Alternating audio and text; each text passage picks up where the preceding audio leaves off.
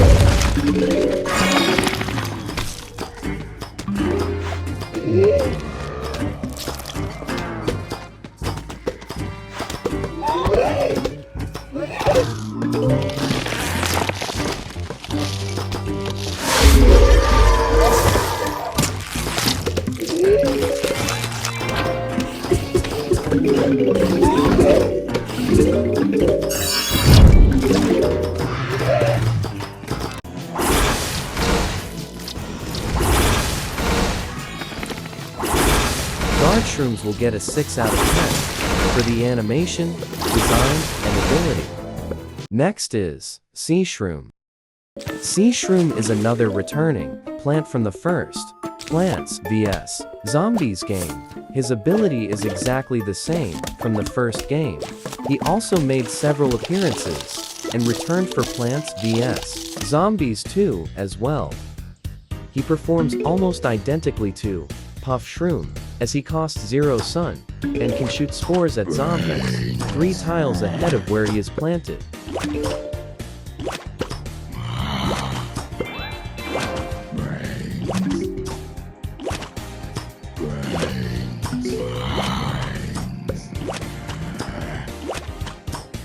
At that point, they could have brought him back a long time ago with the big wave beach plants. Sea-shroom will get a 6 out of 10.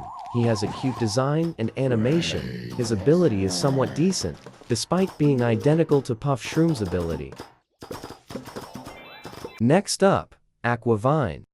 Aqua Vine is a water-themed vine plant that can be planted on land and water.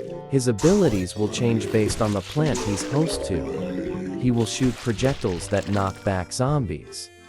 But with an aquatic plant inside, he will shoot splashes of water that damage all zombies in the lane. Aqua Vine will get an 8 out of 10. He has a cool design and decent animation. The only thing that I find disappointing is that he doesn't have a combo with Blubber, but overall, he's still fun to use. He also has a decent plant food effect as well. Next is Mangofier. Mangofier can change his own attacking mode. His attack modes are either smaller projectiles that have very little damage and target zombies in all lanes, or bigger projectiles that only target one zombie instead. He will get a 2 out of 10 due to the lack of damage, but his design is nice. He reminds me of a Disney character. Animation is alright. Next up, Blast Spinner. Blast Spinner's ability is almost identical to Sticky Bone Rice. They still have some differences. She can lob sticky webs that trap and damage zombies and do area damage zombies next to the webs. They have a chance to turn into cocoons that immobilize zombies, similar to Sticky Bone Rice bombs. Blast Spinner will get 8 out of 10. She's just really fun to use with. However, she doesn't replace Sticky Bone Rice. Love the design and animation. Next up, Doom-shroom. Doom-shroom made an appearance in the first Plants vs. Zombies game. He also appeared in other Plants vs. Zombies games as well. Just like other returning plants, he recently made an official return for Plants vs. Zombies 2 as a fully playable plant, instead of just boom balloon flowers. Plant food effect. Doom-shroom will get a 7 out of 10. Nice design, decent animation, and overall, he's just dangerous looking cool. Next up, Blaze Leaf. Blaze Leaf is a close-range fire plant. His attacks are alright. He can attack both front and behind. Decent design, but animations are okay. Blaze Leaf will get a 4 out of 10. The last plant is Frost Bonnet. Frost Bonnet has 2 forms of itself: fire and ice attack modes. The fire attack can burn zombies down to ashes. The ice attack mode can freeze zombies into ice blocks and can chill them down at the same time. Frost Bonnet will get a 4 out of 10. This plant is kinda slow, and I'm not really a fan of combining a fire and ice plant together. Decent design and animations though. These are the best plants of 2024. I truly hope you enjoyed this video. If you haven't yet, be sure to subscribe to my channel. That way you don't miss a video. Share this video with as many people as you can. It will mean a lot to me. That's it, and see you next time.